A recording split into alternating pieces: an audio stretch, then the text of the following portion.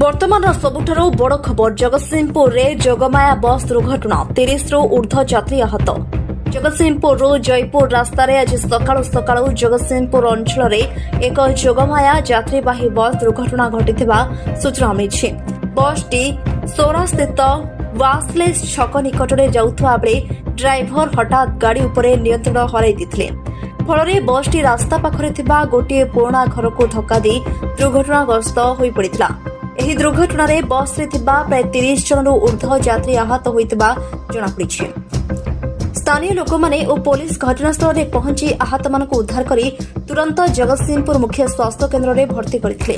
ସୂଚନା ଅନୁସାରେ ଆହତମାନଙ୍କ ମଧ୍ୟରୁ କିଛି ଯାତ୍ରୀଙ୍କ ଅବସ୍ଥା ଗୁରୁତର ଥିବା ଜଣାପଡ଼ିଛି ଓ ସେମାନଙ୍କୁ ଉତ୍ତମ ଚିକିତ୍ସା ପାଇଁ ଅନ୍ୟତ୍ର ସ୍ଥାନାନ୍ତର କରାଯିବାକୁ ସମ୍ଭାବନା ରହିଛି। ଘଟଣା ପରେ ପୋଲିସ ତଦନ୍ତ ଆରମ୍ଭ କରିଛି ଓ ଦୁର୍ଘଟଣାର ସଠିକ୍ କାରଣ କ'ଣ ତାହା ଖୋଜାଯାଉଛି। ସ୍ଥାନୀୟ ଲୋକମାନେ କହିଛନ୍ତି ଯେ ବସ୍ଟି ତୀବ୍ର ଗତିରେ ଯାଉଥିବା ବେଳେ ଡ୍ରାଇଭର ଭାରସାମ୍ୟ ହରାଇ ଦୁର୍ଘଟଣା ଘଟିଥିଲା। ଜଗତସିଂହପୁର ଜିଲ୍ଲା ପ୍ରତିନିଧି ରିୟାଜ ଉଦ୍ଦିନଙ୍କ ରିପୋର୍ଟ, ଷ୍ଟାରମାନ ଟିଭି।